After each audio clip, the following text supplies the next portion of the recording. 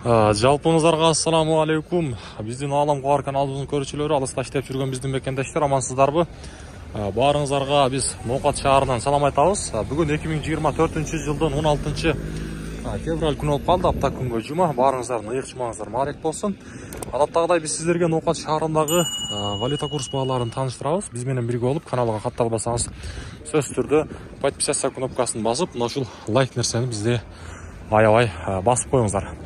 Тугандар, мен сиздерге Финка банктагы, анан Айыл банктагы курстарды тааныштырып коеюн. Бул жерде тугандар, сатып алуу Финка банкта доллар 89.40, евро 95.80, рубль болсо 0.965.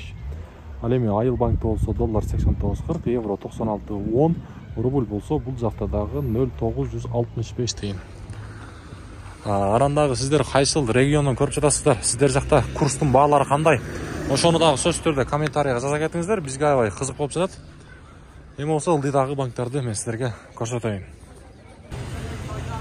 Байтишим банктагы валюта курс баалары, бул жакта доллар 89.40, евро болсо 95.60, рубль болсо бул жакта дагы 0.965 тыйын болуп турат тугандар. Эми болсо коммерциялык Кыргызстан банктан маалымат беребиз. Ондар сөз түрдө каналга катталганды унутпаңыздар. Подписаться кнопкасына басыңыздар. Буюрса сиздерге жаңылыктын ушундай ысык жерлеринен жеткирип билдирип турабыз.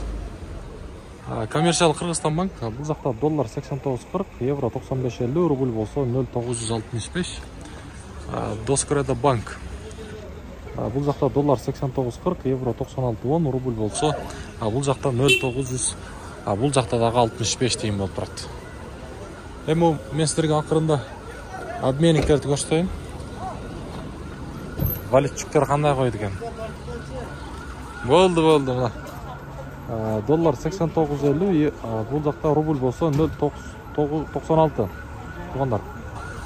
Мынага. Тартпадык, эми тартып койдур, бирок канча дагы буюрса алыстагылар окшойт. Мына Азия банктагы курстардын мен сиздерге көрсөтөйүн. Буюрса бул жакта рубль дагы 0.965, доллар 89.40, евро болсо 95.80 тыйын болуп турат. Мынага.